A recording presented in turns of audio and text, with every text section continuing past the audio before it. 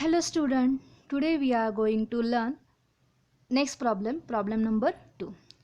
अभी इस प्रॉब्लम में हम क्या देखने वाले, इस प्रॉब्लम में हम लर्न करने वाले हैं कॉन्टीजेंट लायबिलिटी के बारे में, बैंक लोन के बारे में एंड एज वेल एज थोड़ी सी गुडविल ट्रीटमेंट अलग है। थोड़ी सी गुडविल ट्रीटमेंट क्या है, अलग है। यहाँ पे हमें गुडविल कैलकुलेशन नहीं करना है, ओके। एंड जो भी एग्जीक्यूटर्स लोन है वो हमें बैंक थ्रू पे करना है। ये सारे एडजस्टमेंट हम इस चैप्टर के अंदर, इस प्रॉब्लम के अंदर देखने वाले हैं, ओके। ये प्रॉब्लम है आपके टेक्स्ट बुक में से, problem number 3, page number 193। Anita, Sunita and Kavita were partners in the business sharing profit or losses in the ratio 2:1। मतलब यहाँ पे उनका ओल्ड प्रॉफिट शेयरिंग रेशो क्या है, 2:1 है। Their balance sheet as on 31 March 2019 as under. देखो यहाँ पे आपको ओल्ड बैलेंस शीट दिखेगी। ओल्ड बैलेंस शीट में लायबिलिटी दी है और एसेट दिए है। तो देखते हैं लायबिलिटी साइड फर्स्ट बैलेंसेस क्या दिए, कैपिटल दिया है, capital of Anita, Sunita and Kavita that can be posted to partners capital account credit side. ये कहाँ पे लिखे जाते हैं, partners capital account credit side by balance brought down. लिखेंगे अनीता की 40,000, सुनीता के 40,000 एंड कविता 20,000। देन नेक्स्ट देखो क्या दिया, creditors 30,000, new balance sheet liability side, bills payable new balance sheet liability side, bank loan also be posted to new balance sheet liability side. देखो क्या क्या capital गया सारा, capital partners capital account credit side and creditors bills payable and bank loan is posted to new balance sheet liability side, okay. Then land and building दिया, actually गलती से वहाँ पे प्लांट एंड मशीनरी है, वो क्या है अमाउंट, तो पर्टिकुलर लैंड एंड बिल्डिंग है। Land and building 55,800 new balance sheet asset side. Investment के लिए मैं सेपरेट सा अकाउंट क्रिएट करने वाला, that's why posted that investment account debit side to balance brought down 30,000। Furniture new balance sheet asset side, debtors new balance sheet asset side, bank के लिए separate account create करने वाले, that's why it's posted to bank account debit side. Goodwill के लिए adjustment है तो देखते पहले बाद में सॉल्व करते, वो भी कहाँ पे जाएगा, new balance sheet asset side।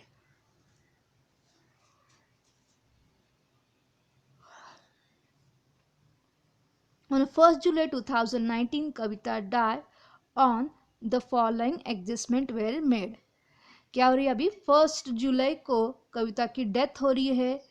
तो देखो कितने मंथ हो रहे हैं, वो बहुत ज़रूरी है हमें यहाँ पे उसकी डेथ, क्योंकि उसका प्रॉफिट है वो कैलकुलेट करना होगा। सो दैट्स वाई हमें ये निकालना होगा। तो निकालते हैं तो कितने दिन हो रहे, तो 1 अप्रैल से स्टार्ट होगा, तो 1 अप्रैल, मई, जून, 30 जून तक कैलकुलेट करना है।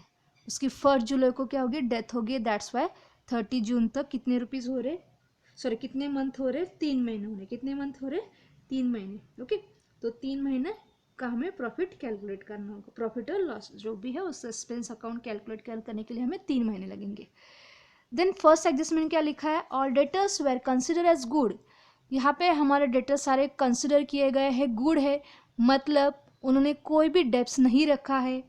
तो जो भी हमने प्रोविज़न की थी डेब्ट्स की, वो पैसे हमारे बच गए।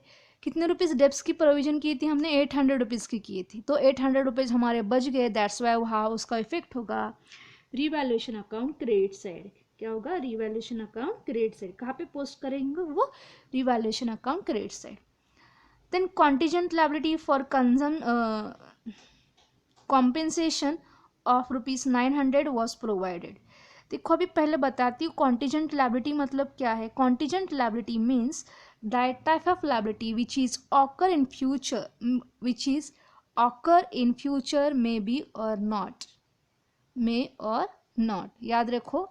मतलब इस टाइप की लायबिलिटी जो फीचर्स में आ भी सकती है और नहीं भी, तो that type of liability is known as a contingent liability. एक एग्जांपल बताती हूँ, तो एग्जांपल से आपको पता चलेगा एग्जैक्टली कॉन्टीजेंट लायबिलिटी क्या है। देखो ये 11th स्टैंडर्ड में मैंने एग्जांपल बताया था, same as it is example बताती हूँ अभी आपको कि जैसे कि फॉर एग्जांपल मानो कि एक्स नाम का पर्सन है, किसी कंपनी में जॉब कर रहा है, वो काम करते करते वहाँ पे उसे इंजरी आई, ओके। तो उसने फर्म के पास क्लेम किया कि वो जो भी एक्सपेंसेस है वो फर्म भर के दे, बट फर्म ने उसे तब इनकार कर दिया। सो दैट्स वाई उस एम्प्लॉय ने क्या किया, वो उस कोर्ट में केस फाइल की।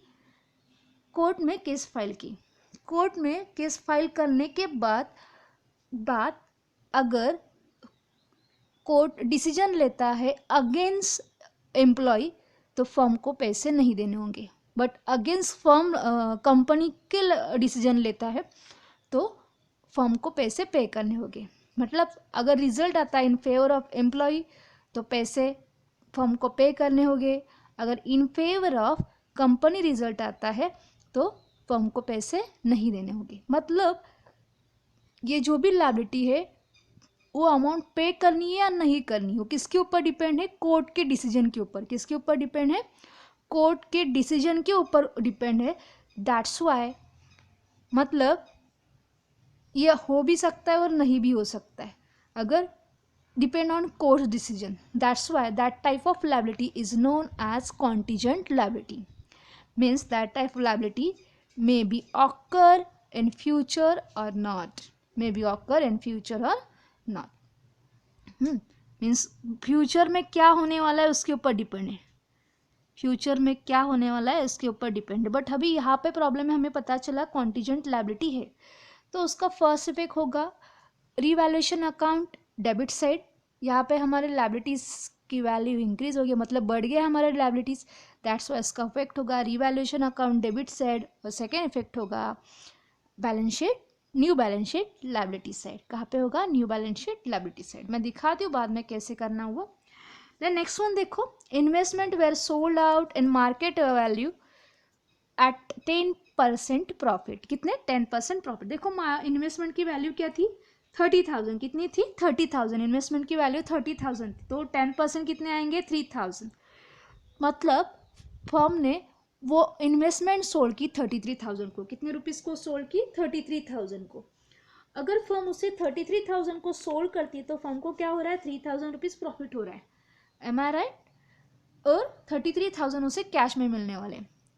एक्चुअली इन्वेस्टमेंट 30,000 की थी, 33,000 को सोल्ड करने के बाद 33,000 उन्हें पैसे मिलने वाले हैं, मनी मिलने वाले हैं, तो 3,000 उनके लिए प्रॉफिट हो गया। दैट्स वाई वो 3,000 का इफेक्ट लिखेंगे हम रिवैल्यूएशन अकाउंट क्रेडिट साइड। देखो कोई भी एसेट सोल्ड करने के बाद फर्म को प्रॉफिट होता है तो लिखा जाता है रिवैल्यूएशन अकाउंट क्रेडिट साइड। अगर कोई भी एसेट सोल्ड करने के बाद फर्म को लॉस होता है तो वो लिखा जाता है रिवैल्यूएशन अकाउंट डेबिट साइड। याद रहेगा सबको। अभी यहाँ पे हमें प्रॉफिट हो रहा है, दैट्स वाई उसका इफेक्ट कहाँ पे होगा, मतलब वो 3,000 का इफेक्ट कहाँ पे होगा, रिवैल्यूएशन अकाउंट क्रेडिट साइड। और बाकी पैसे हम बैंक से आए तो हमें बैंक मिलने वाले बैंक थ्रू, तो दैट्स वाई इफेक्ट होगा बैंक के अंदर। देन उन्होंने नेक्स्ट एडजस्टमेंट बताया, क्या नेक्स्ट एडजस्टमेंट है,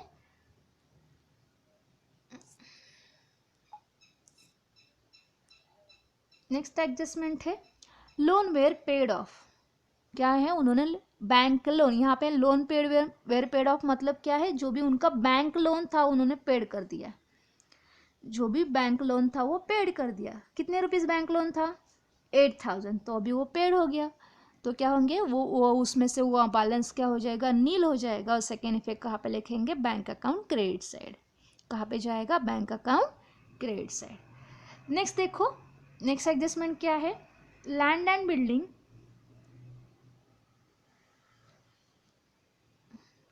land and building depreciated by 8,000 and furniture by 1,100। देखो अभी लैंड एंड बिल्डिंग क्या हो रही है, डेप्रिसिएट हो रही है। तो डेप्रिसिएट हुए तो आपको सबको पता ही चला अब तक कि वहाँ से उस एसेट्स में से लेस किया जाता है। और सेकेंड इफेक्ट कहाँ पे जाता है, रिवैल्यूएशन अकाउंट डेबिट साइड। कहाँ पे जाता है, revaluation account debit side. Next adjustment क्या है, गुडविल की। देखो गुडविल की adjustment, goodwill of firm was valued at ₹15,000। देखो पहले गुडविल की वैल्यू 10,000 थी, अभी कितने रुपीज़ होगी, 15,000। मतलब हमारे गुडविल की वैल्यू 5,000 से इंक्रीज होगी। जितने भी 1000 से इंक्रीज हुए वो अमाउंट हमें रेज करनी है in the books in the books. तो हमेशा याद रखो रेज करना मतलब वो डिस्ट्रीब्यूशन करना, क्योंकि ये हमने एडजस्टमेंट एडमिशन में भी देखी थी। रेज करना, गुडविल रेज करना मतलब क्या, डिस्ट्रीब्यूशन करना। अभी यहाँ पे गुडविल का डिस्ट्रीब्यूशन होगा, जितनी भी अमाउंट रेज हुई उतना ही डिस्ट्रीब्यूशन करना है। तो कितने रुपीज़ रेज हो गए, 5000। तो 5000 की हमें क्या करना है, डिस्ट्रीब्यूशन करना है all partners in their ratio. अभी ऑल क्यों जितने भी पार्टनर, क्योंकि ये भी पहले से, कविता भी पहले से उस फर्म की पार्टनर थी, दैट्स वाई वो सारे पार्टनर्स को क्या होगा, डिस्ट्रीब्यूट होगा गुडविल। तो वो डिस्ट्रीब्यूट देखो यहाँ पे डिफरेंट है थोड़ी एडजस्टमेंट। रेज अगर ऐसे लिख के आता है गुडविल रेज, तो फर्स्ट इफेक्ट होगा partners capital account credit side by goodwill that amount distributed to all partners, and second effect होगा revaluation new balance sheet asset side. कहाँ पे होगा, new balance sheet asset side. Then next देखो क्या लिखा है, Kavita was entitled to get her share in profit up to date of her death for profit for 2019-20 was estimated at 10,000। तो अभी हमें कैलकुलेट करना है उसके शेयर ऑफ प्रॉफिट। तो शेयर ऑफ प्रॉफिट का कैलकुलेट करने के लिए हमें क्या लगने वाले, पहले मंथ लगने वाले। तो हमने मंथ स्टार्टिंग में कैलकुलेट किए थे, कितने मंथ हो गए थे, 1 अप्रैल टू 1 जुलाई तक कितने हो गए थे, 3 महीने हो गए थे। कितने हो गए थे, 3 महीने। तो 3 महीने का ही क्या करेंगे, हम कैलकुलेट करेंगे। कैसे कैलकुलेट करना, मैं वर्किंग नोट में सॉल्व करके दिखाती हूँ। नेक्स्ट एडजस्टमेंट है, the amount due to Kavita executors was paid by NEFT। अभी कविता अकाउंट टैली करने के बाद जो भी आपको डिफरेंस दिया था, वो डिफरेंस हमेशा हम कहाँ पे ट्रांसफर करते थे, एग्जीक्यूटर लोन अकाउंट, फिर बैलेंस शीट में लिख लेते थे। बट अभी वहाँ पे उन्होंने बताया है कि जो एग्जीक्यूटर्स लोन आएगा वो हमें पेड करना है, मतलब उसके पैसे दे देने हैं। तो पैसे देने के लिए हमारे पास अभी बैंक ही है, तो बैंक से ही पैसे पे करेंगे। तो वहाँ पे भी लिखा भी है कैसे पे करना है, NEFT का फुल फॉर्म मतलब क्या है, सारे स्टूडेंट कमेंट बॉक्स में लिखेंगे NEFT मतलब क्या है। And as well as RGST भी पढ़ा, RGT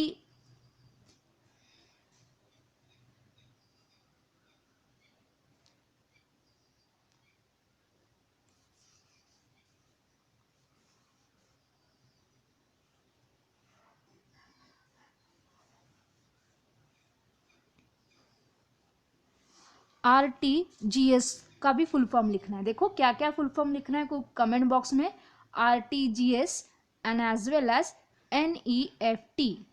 NEFT और RTGS दोनों भी एक ही है, कि बैंक थ्रू पेमेंट होता है। सिर्फ उसका फुल फॉर्म आपको लिखना है, क्योंकि we already learn in 11th standard. Okay, इसके लिए स्पेशली मोस्टली स्टूडेंट ने उसके ऊपर प्रेजेंटेशन भी दिया है। तो दैट्स वाई इसका फुल फॉर्म लिखेंगे सारे स्टूडेंट कमेंट बॉक्स में, RTGS and as well as NEFT। देखते अभी सॉल्व करते, पहले मैं पोस्टिंग दिखाती हूँ कैसे की मैंने। तो पोस्टिंग के लिए लायबिलिटी साइड से देखते पहले। देखो लायबिलिटी साइड में कैपिटल का बैलेंस था, तो कैपिटल मैंने यहाँ पे लिख दिया, by balance brought down 40,000 40,000 and 20,000। Then उसके बाद क्रेडिटर्स एंड बिल्स पेबल थे, क्रेडिटर्स एंड बिल्स पेबल। तो क्रेडिटर्स लिख दिए मैंने यहाँ पे, बिल्स पेबल लिख दिए यहाँ पे, and as well as bank loan मैंने लिख दिया इनर कॉलम में, क्योंकि बैंक लोन के ऊपर हमें एडजस्टमेंट सॉल्व करना है। ओके, देन डेटर्स लिख दिए, फर्नीचर लिख दिया, लैंड एंड बिल्डिंग लिख दिया, और गुडविल हमें पेंडिंग रखना था, जैसे कि वो एडजस्टमेंट है, दैट्स वाई उसे पेंडिंग रखते। बैंक का बैलेंस भी मैंने वो यहाँ पे पोस्ट किया है। देखो ये बैंक का बैलेंस है, बैंक का बैलेंस, और ये इन्वेस्टमेंट का बैलेंस। मैंने बताया था ना सबको कि मैं इन्वेस्टमेंट और बैंक अकाउंट सेपरेट से क्रिएट करनी हो। तो यहाँ पे मेरा इन्वेस्टमेंट एंड बैंक अकाउंट। तो ये देखो, ये आपको स्क्रीनशॉट निकाल के रखो, क्योंकि ये आपके बुक में नहीं है। ओके,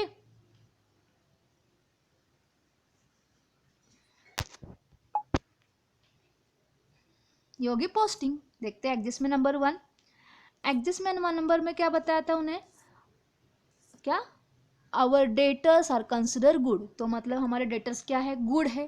तो किसी में पैसे हमारे नहीं, मतलब किसी का भी डेप्स नहीं है, किसी का भी डेप्स नहीं, मतलब वो पहले से हमने 800 रुपीज़ की प्रोविज़न की थी, वो पैसे हमारे बच गए। दैट्स वाई यहाँ पे आउटर में लिखेंगे और सेकेंड इफेक्ट लिखेंगे revaluation account credit side 800 rupees. दिखा, revaluation account credit side by RDD rupees 800। Second adjustment क्या थी, कॉन्टीजेंट लायबिलिटी की थी। तो कॉन्टीजेंट लायबिलिटी के बारे में मैंने इन्फॉर्मेशन पहले से दी। कॉन्टीजेंट लायबिलिटी मतलब क्या है, asset that type of expenses which one occur in future, that one happen may or not, आ भी सकते या नहीं भी। उसका फर्स्ट इफेक्ट लिख लिया मैंने यहाँ पे। सेकेंड इफेक्ट लिखेंगे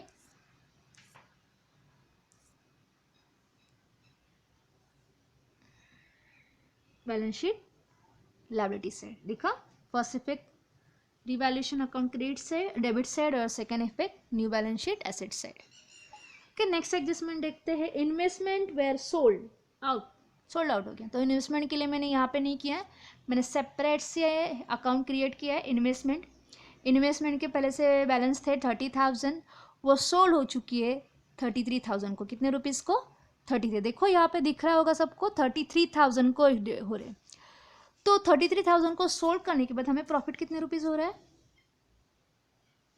तो पहले ये 33,000 का इफेक्ट करते हैं। ये 33,000 का फर्स्ट इफेक्ट यहाँ पे हो गया, और सेकेंड इफेक्ट देखो यहाँ पे करना है बैंक अकाउंट में।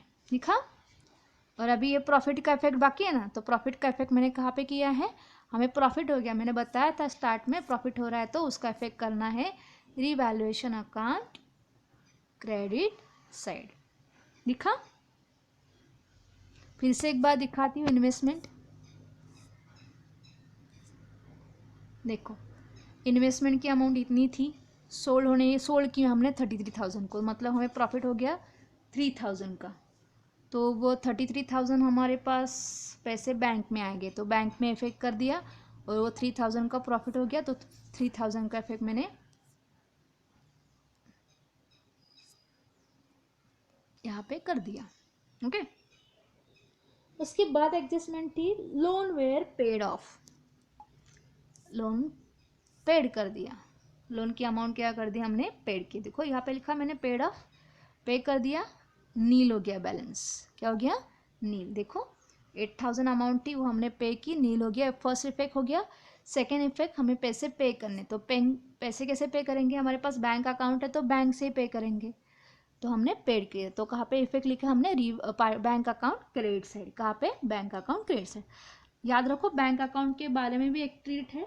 क्या है ट्रिक, वो बैंक में पैसे आते हैं तो डेबिट साइड लिखो, और बैंक में से पैसे जाते हैं तो क्रेडिट साइड लिखो। मतलब किसी को पैसे दिए तो क्रेडिट साइड लिखो, किसके पास से पैसे मिले सोल्ड करने के बाद या कुछ भी रीज़न से, तो उसे लिखा जाता है डेबिट साइड। ये ट्रिक याद रखो। नेक्स्ट एडजस्टमेंट क्या है, land and building and furniture depreciated. तो देखो यहाँ पे डेप्रिसिएट किया है मैंने, furniture 1,100 and land and building 800 rupees से, तो लेस हो गया। सेकेंड इफेक्ट जाएगा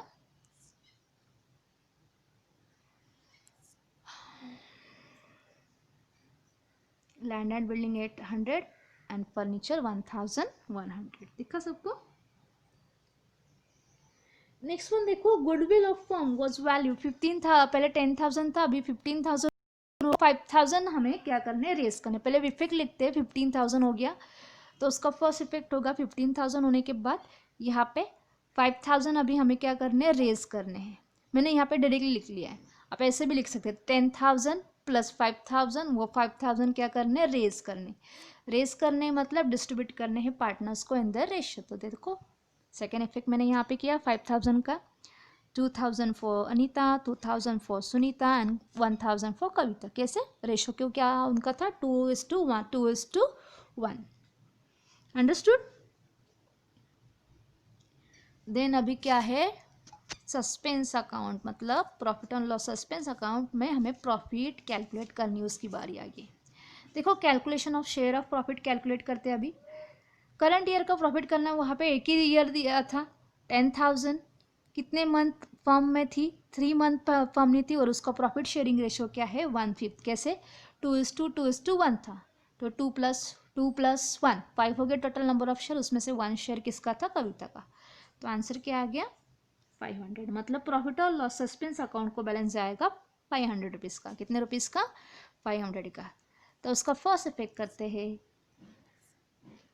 revalue partners capital account credit side under Kavita's account. याद रहेगा सबको। सस्पेंस अकाउंट में हमने 500 रुपीज़ कैलकुलेट किया, आपके टेक्स्ट बुक में भी दिया है, देख सकते हो वर्किंग नोट, वहाँ पे टेक्स्ट बुक में भी दी है। तो 500 इसका फर्स्ट इफेक्ट हो गया यहाँ पे। सेकेंड इफेक्ट कहाँ पे जाएगा, balance sheet asset side, balance sheet asset side. Understood everybody. अभी क्या करते, टैली करते तो ही पता चलेगा लास्ट एडजस्टमेंट का क्या करना है। तो टैली करते पहले रीवैल्यूएशन अकाउंट। देखो यहाँ पे रीवैल्यूएशन अकाउंट क्रेडिट साइड की टोटल दिख रही है 3800, तो दोनों साइड लिख लेंगे 3800 और 2800 टोटल है डेबिट साइड की, तो वो लेस करते हैं 3800 में से। 2800 माइनस करने के बाद हमें डिफरेंस मिल गया कितने रुपीज़ का, 1000 का। भी 1000 हमें डिस्ट्रीब्यूट करने हैं पार्टनर्स को इन द रेशो। क्या रेशो, 2:1। तो 400 for Anita, 400 for Sunita and 200 for Kavita. अभी ये ट्रांसफ़र होगा, ट्रांसफ़र होते समय क्या करना है, ये डेबिट था तो यह कहाँ पे जाएगा, credit side. Revaluation 400 for Anita, 400 for Sunita and 200 for Kavita. अभी क्या करते, पार्टनर्स कैपिटल पहले कविता को टैली कर लेते। कविता का अकाउंट टैली करने के बाद हमें पता चलता है उसकी टोटल आ रही है 21,700। कितनी आ रही है, तो दोनों साइड लिख लेते हैं 21,700। बट एडजस्टमेंट में हमें जब कोई भी पार्टनर की डेथ होती है तो वो उसका बैलेंस कहाँ पे ट्रांसफ़र होता है, उसके एग्जीक्यूटर लोन अकाउंट में। तो हमने ये ट्रांसफ़र कर लोन अकाउंट में 21,700। बाकी दोनों को भी टैली कर लेते हैं, या सिर्फ याद रखो 21,700 हमें बैलेंस ट्रांसफ़र करना है उसके एग्जीक्यूटर लोन अकाउंट को। जैसे मैंने पेड रखा है क्योंकि लास्ट एडजस्टमेंट में उन्होंने क्या कहा है, that can be paid of. बाकी के पार्टनर को टैली कर लेते। बाकी के पार्टनर को टैली करने के बाद देखो टैली कर दिया 42,400, तो वो लिखेंगे यहाँ पे। देखो अभी यहाँ पे मैंने लिखा है क्या, एग्जीक्यूटर्स लोन नहीं लिखा, क्योंकि लास्ट प्रॉब्लम में लिखा था, नहीं लिखूंगी मैं, क्योंकि लास्ट एडजस्टमेंट में मुझे बताया था क्या, वो क्या करो, पेड कर दो। तो मैंने बैंक में से पे कर दिया, दिख गया, लिखा हमने कर दिया। कितने रुपीज़ पे किए हमने, 21,000, जितने भी थे वो पे हो। मतलब अभी कोई भी कविता का बैलेंस पेंडिंग नहीं है, सारे पैसे हमने उसके दे दिए। तो ये बैलेंस हो गया हमारा बैंक का कैरिड डाउन 11,500। तो वो 11,500 कहाँ पे लिखेंगे, बैंक अकाउंट में। ओके, एक बार फिर से दिखाती हूँ। देखो एग्जीक्यूटर्स लोन हमने पे किया, डिफरेंस जो भी डिफरेंस है वो हमारे बैंक का बैलेंस है, मतलब इतने पैसे हमारे बचे। इसीलिए तो हमने इन्वेस्टमेंट सोल्ड की थी ना, कि ताकि हम पैसे दे सके कविता को पूरे। ओके, एंड देन यहाँ पे बैंक हो गया। Then our account balance sheet is tally. तो अभी आपको क्या करना है, आपके लिए होमवर्क है, जितने भी अकाउंट आपके बुक में नहीं है वहाँ पे ड्रॉ करो और as well as journal entry करो। क्या करो, जर्नल एंट्री करो। प्रॉब्लम नंबर 3 की जर्नल एंट्री करना। और जर्नल एंट्री करने के बाद इसका ये सबमिट कहाँ पे करने पता है ना, गूगल क्लासरूम के ऊपर करने। हमेशा याद रखो, जो भी आप सॉल्व करते हो, अगर नोटबुक में सॉल्व करते तो उसका सबमिशन करना है, तो सबमिशन कहाँ पे होगा, गूगल क्लासरूम के ऊपर ही होगा। ओके, तो हमारे पास रिकॉर्ड रहेगा। हाँ, व्हाट्सएप पे सेंड मत करो। कहाँ पे करना है आपको, Google classroom work, Google classroom में ही करना है। ओके, ठीक है। ये प्रॉब्लम ठीक से एटलीस्ट 2 और 3 टाइम तो वीडियो देखो, तो आपको पता चलेगा। अभी मैं हर एक वीडियो में ऐसे बताने वाली हूँ कि अगर आप एक वीडियो 2 to 3 टाइम देखते हैं तो ही आपको पता चलेगा कि कैसे प्रॉब्लम सॉल्व करना है। वैसे सॉल्व प्रॉब्लम लिया है तो आपके टेक्स्ट बुक में भी आंसर है, तो आप कंपेयर कर सकते हैं कि उसमें एग्जैक्टली क्या करना है और क्या नहीं करना है। Okay, thank you.